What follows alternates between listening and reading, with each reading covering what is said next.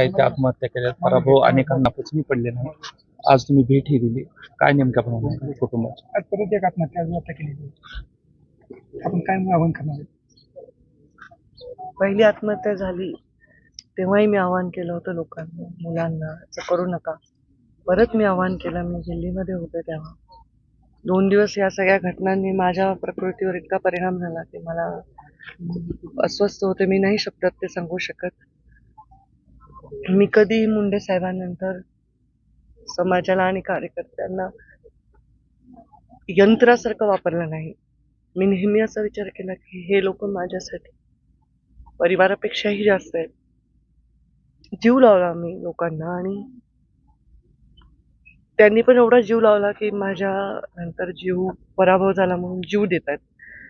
हे मला अजिबात मान्य नाही. कदाचित मी 10 वर्ष राजकारणामध्ये मी आहे. मी कधीही स्वतःचं संतुलन बिघडू दिलं नाही. कधीही मी भूमिका अशी कमकुवत घेतली नाही.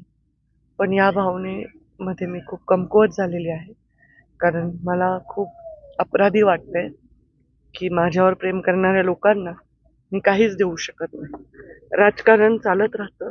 जय पराजय इंदिरा गांधींचे झाले, मुंडे साहेबांचे झाले, विलासराव देशमुखांसारख्या नेत्याचेही झाले. पण हे लोकांना एवढं जिव्हारी लागण्याचं कारण मला वाटतं आत्ताची परिस्थिती आहे. माणसाला स्वतःच्या नजरेत इतकं लहान करू नका आणि त्यांच्या जीव ज्याच्यावर आहे त्या नेत्यांनाही करू नका, अशीच माझी विनंती आहे. आत्ताच्या गेल्या 5 वर्षांच्या घटनाचा परिणाम लोकांच्या मनस्थितीवर इतका झालाय की ते नैराश्यात जातात की काय असं मला वाटतंय. आणि मला त्याचं अपराधीपणाची भावना वाटते की इतकं प्रेम लोकांनी कोणत्या नेत्यावर करू नये की त्यांनी स्वतःचा जीव द्यावा. आजारी वयस्कर असे लोक नाहीत. हे उमेदीचे तरुण पोरं आहेत, ऍक्टिव्ह आहेत, लहान लहान लेकर आहेत. त्यांना माझी विनंती, लोकांनी त्याला मान द्यावा अशी माझी विनंती आहे. स्वतःचा जीव देऊ नये. कारण जर तुम्हाला हिमतीने लढणारा नेता हवाय तर मला सुद्धा हिमतीने लढणारा कार्यकर्ता हवाय. नाही तर मी राजकारण सोडून देईन. अजून जर कोणी जीव दिला तर राजकारणामुळे हे होतंय असं वाटेल मला. तर मी पाया पडते तुमच्या माध्यमातून, सगळ्या माध्यमांनाही सांगते की हे राजकारण नाही. पंकजा मुंडे रडल्या हे महत्वाचं नाही, पण का रडल्या हे महत्वाचं आहे. मला हे लोक नाही गमवायचे आहेत. पराभवानी विजयाने मी हालणारी नाही. पण अशा गोष्टी मला खूप हादरवून टाकतात. त्यांची मुलगी जेव्हा तिच्या वडिलांना काय आप्पा बाबा म्हणून रडत होती तेव्हा मला खूप अस्वस्थ झालं. कारण तिची वेदना मी समजू शकते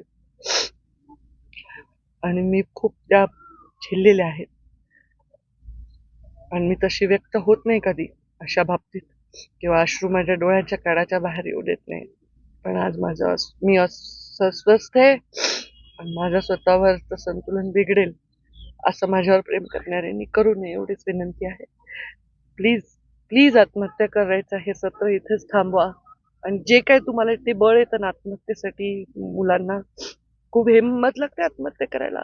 रडक्या बेकड लोकांचं काम असं वाटणं वेगळं आहे, पण ती हिंमत माझ्यासाठी पुढचे 100 दिवस द्या. हे सगळं पालटून टाकू, सगळं उलटून टाकू. विश्वास ठेवा.